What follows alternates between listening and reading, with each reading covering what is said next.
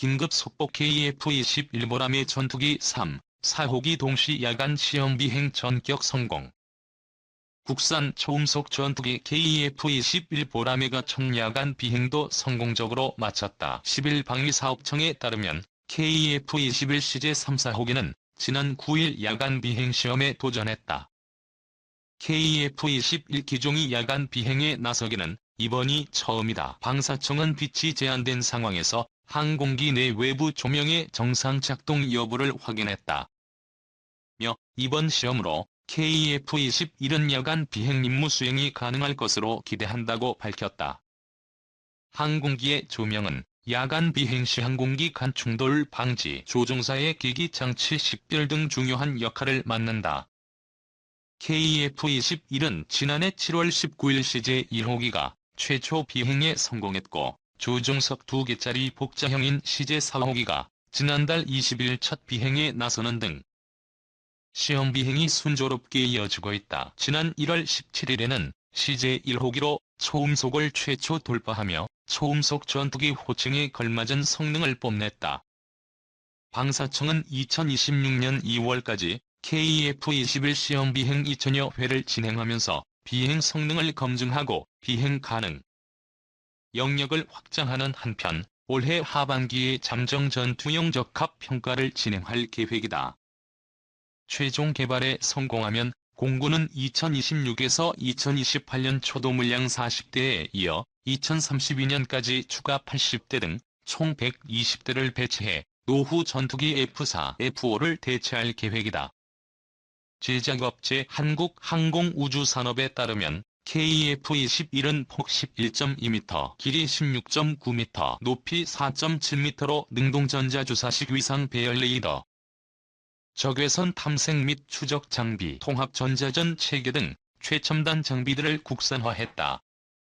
10개 무장 장착부에 독일산 AIM-2000과 영국산 미티어 미사일 등 공대공 무장과 미국산 GBU-12, 국산 MK-82와 KGGB는 물론 공중발사 순항 미사일 등 공대지 무장을 장착하게 된다.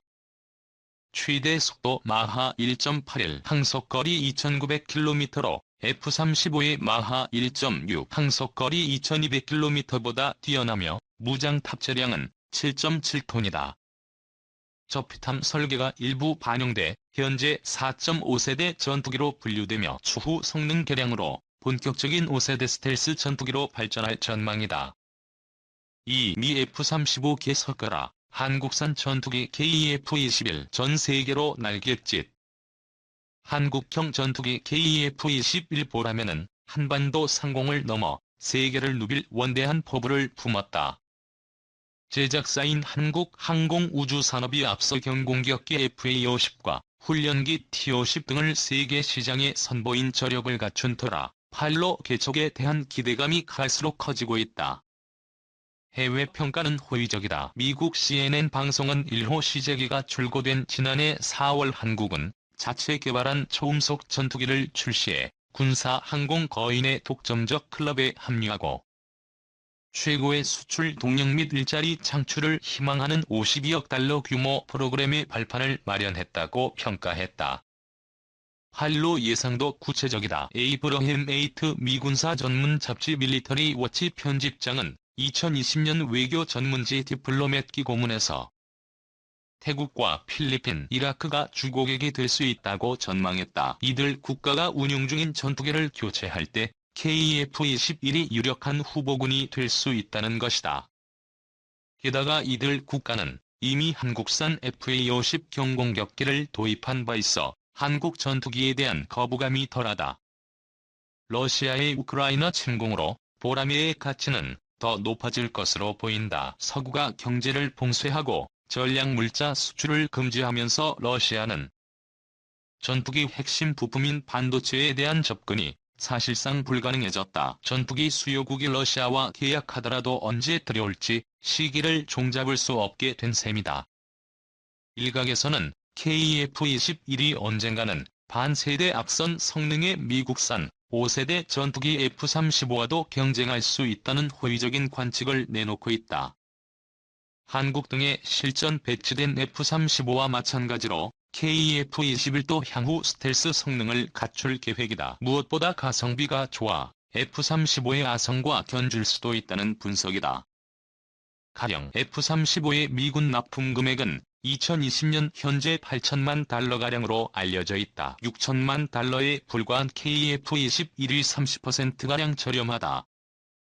국은 해외에 전투기를 수출할 땐 자국 공급가보다 가격을 올려 판매한다는 점도 KF-21의 호재다.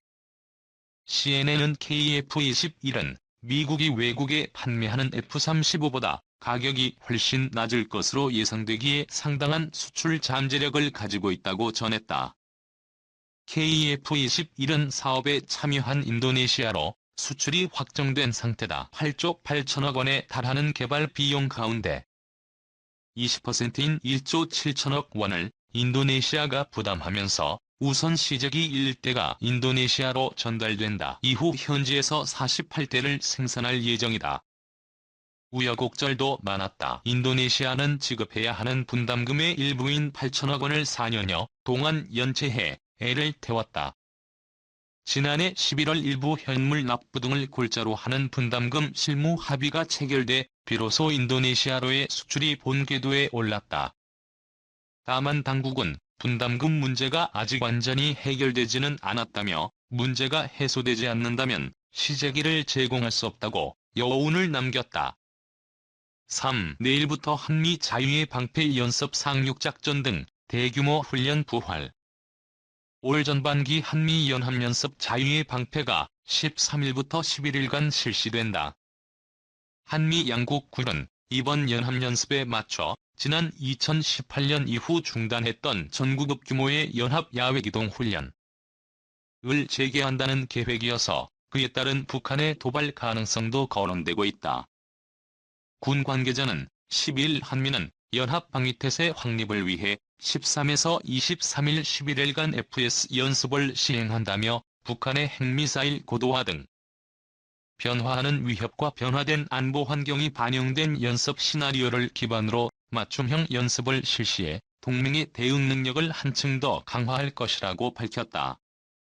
우리 군은 지난 6에서 9일엔 FS의 사전연습격인 위기관리연습을 실시해 주요 위기사태 목록을 점검했다. 올 전반기 FS는 휴식, 정비 시간을 포함해 1, 2부로 나눠 진행했던 예년 연합연습 때와 달리 중단 없이 11일간 이어진다.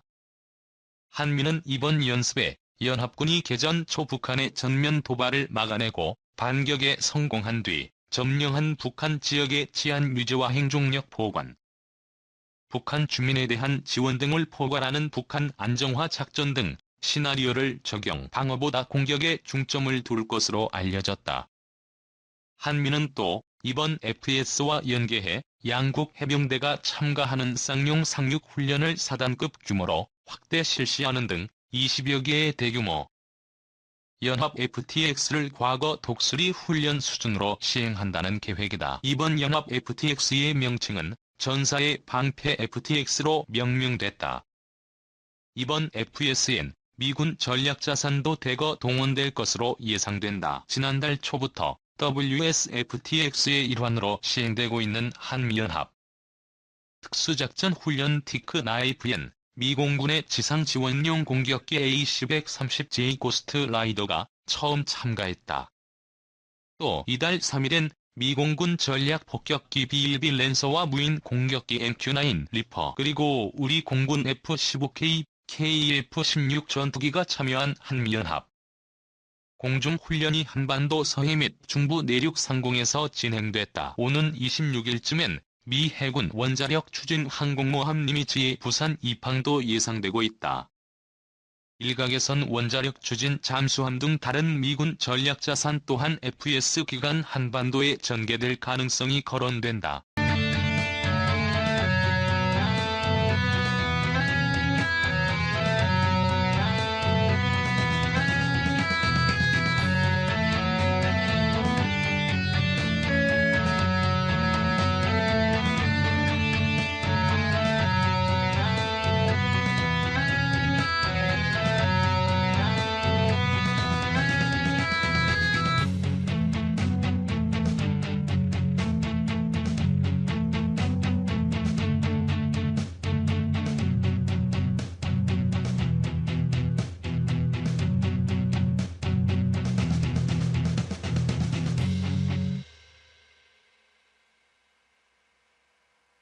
세에 있다고 경고했다. 이후 북한은 9일 남포의 한호수 인근에서 서해 방향으로 근거리 탄도미사일 6발을 동시에 발사했다. 북한 노동당 기관지 노동신문은 12일자에서 김정은 당 총비서 주재 중앙군사위원회 확대회의를 통해 전쟁 억제력을 효과적으로 행사하기 위한 실천적 조치들을 결정했다고 보도하기도 했다. 북한은 FS 외에도 이번 주 한일 정상회담, 4월 한미 정상회담 등을 주요 도발 계기로 삼을 가능성이 있다. 군 관계자는 북한군은 현재 일상적인 동계 훈련을 하고 있다며 한미 정보당국은 긴밀한 공조하에 북한 동향을 면밀히 주시하고 있고 우리 군은 철저한 대비 태세를 유지하고 있다고 밝혔다.